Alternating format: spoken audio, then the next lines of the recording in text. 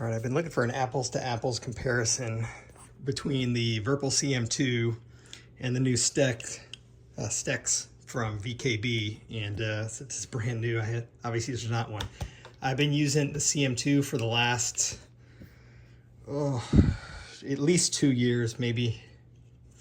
I do have a couple detents on here you can see, but I actually don't even use them in game.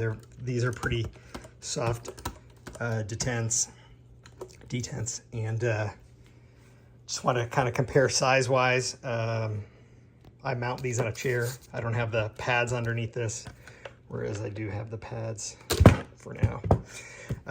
Obviously the STECS is a little bigger.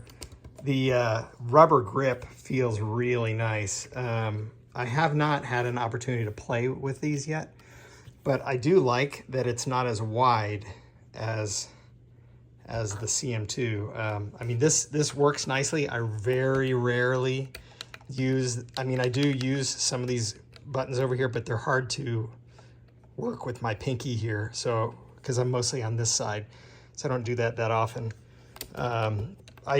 It's going to take some getting used to, because I am used to this being the analog instead of it being on the side, but should be interesting. I really like the controls here, the knobs to increase and decrease the force needed. The issue on the CM2 is it's gotten kind of loose over the last couple years. I'll have to open it up in order to tighten that down.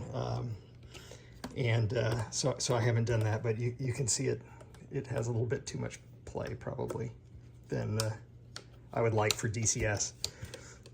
But if we kind of do a quick comparison here, control-wise, obviously Virpil's got the nice colorful buttons, and you can even use the mode switch to change what colors they use and what functions they do. And I think the cheapest part of this is these little switches, these plastic switches. These are nice. Their little rotaries have been nice. And I've been using the flaps to control zoom in DCS, zoom in and out. Compared to the VKB STECS, the controls, they have a nice clicky feel. I would say the plastic feels similar on the rotaries. The only difference, I think, is the shape. This is a little finer teeth, as it were, than say the Virpil. Obviously, VKB has a lot of customization as well, and I'm assuming you could even use this to customize what various buttons are doing. You'll miss the color. They do have the color for the insert, the detent insert. I don't have any detents on here, but you can see where they roll. But yeah, if you just kind of add up what you got, 3 toggles and then the 2 encoders and the 6 buttons and then the 4 switches plus the mode switch. Whereas this, you've got what, 5, 7 buttons, 2 encoders. This isn't a toggle. This is not sure how that will work with flaps that have multiple ups and multiple stages. But obviously a few different switches. Everybody's got what they like and don't like. But this is nice in that the back of the Virpil doesn't have any buttons and triggers, but the STECS does. You also have this rotary. No press on that one, but it is a rotary.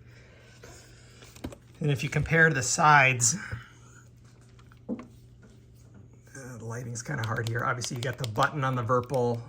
This is a 5-way, which I usually use for radios. And then this is also a 5-way hat, and then a button, another 5-way, and a rotary. And on the STECS, you've got an analog with a press. You got the 5, is that a 5-way? Yep, 5-way. A press. And then this is a 3-way, 1, 2, 3-way, because it has a press. Now you can swap these modules out, and I will probably swap out this radio for one of these other ones. I'll probably try for another 5-way if I can get that to work. This is a single button. By the way, this is the STECS standard. But yeah, it looks like here's a 5-way. Just a couple screws, pop it out, pop the other one in, and then there's some calibration. A couple little screws right here. Hard to see in the lighting.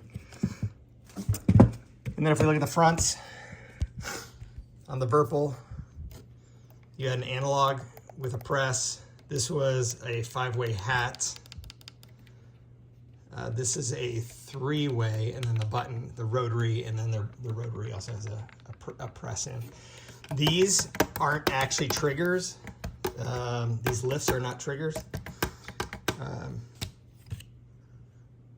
And then if we look at the STECS, we've got button, a 5-way. This is another button. This is a rotary, probably, I don't know if it's analog or not, but I'd probably use that for the zoom, which is what I use this flap lever for on the CM2 today. Another button, and then a rotary, no press on this rotary, it's just a rotary. And I think these are also triggers.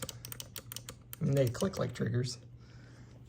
I don't see them, I wonder if they're the same as the back, because this says trigger left, trigger right, but I don't know on this one. I'll have to look.